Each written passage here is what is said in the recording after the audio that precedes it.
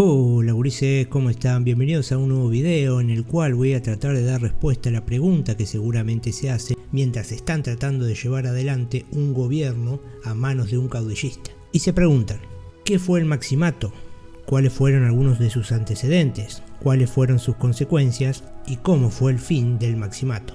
Así que comencemos por el principio. Se conoce como el Maximato al periodo histórico y político de México entre 1928 y 1934.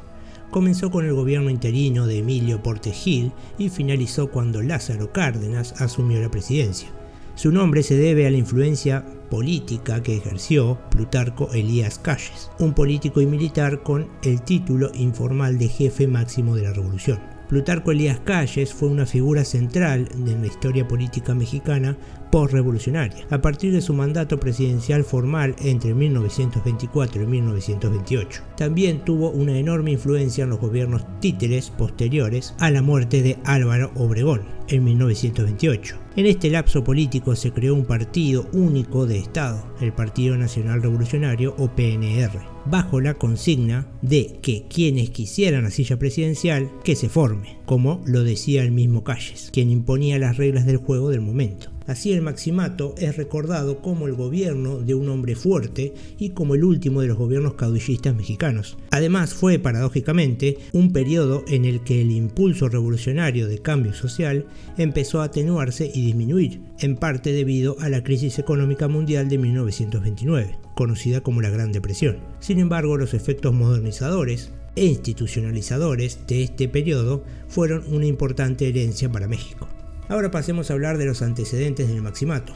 Luego de la Revolución, México se debatió entre diversas tendencias políticas, cada una con hombres fuertes de la política local tirando de los hilos. El más importante de ellos fue Álvaro Obregón, militar que había participado en la Guerra Civil y que fue electo presidente para el periodo de 1920 a 1924. Como la reelección no era posible, como sucesor logró hacer elegir a su delfín, Plutarco Elías Calles, que gobernó entre 1924 y 1928. En su gobierno proliferaron las iniciativas nacionales modernas. Se creó el Banco de México, se expandió la red de carreteras, se creó la primera línea aérea nacional, se fundó la escuela médico-veterinaria y numerosas escuelas rurales. Por otro lado, las tensiones entre el Estado y la Iglesia dieron pie a la Guerra Cristera en 1927. El expresidente Obregón tuvo enorme influencia en las políticas mexicanas de Calles y promovió una modificación de la Constitución Nacional para permitir una reelección. Así, Álvaro Obregón fue reelecto en 1928, pero no logró asumir pues fue asesinado en junio de ese año.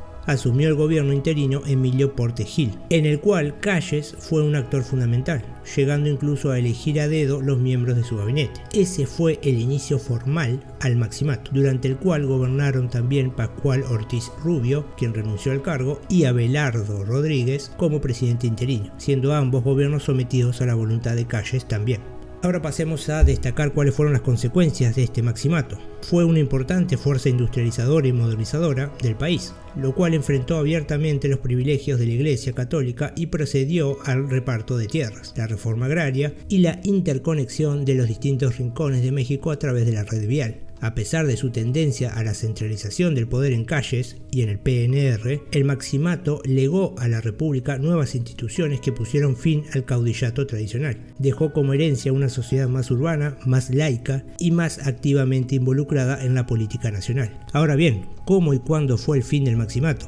El Maximato acabó en 1934 con la elección de Lázaro Cárdenas para el cargo de presidente. El nuevo gobierno fue menos manipulable por Calles, quien en ese entonces yacía enfermo de la vesícula y debía ser operado en Estados Unidos. Esta tendencia se formalizó en 1935 cuando Cárdenas solicitó la renuncia de todo el gabinete de filiación callista, en un clima de confrontaciones obreras y división en el Parlamento. Finalmente Calles fue expulsado del país por Cárdenas en 1936, iniciando un exilio en Estados Unidos que duró hasta 1941, arrebatándole así toda influencia política en el país. Bien, hasta acá el video de hoy, espero que les haya parecido interesante o les haya sido de utilidad.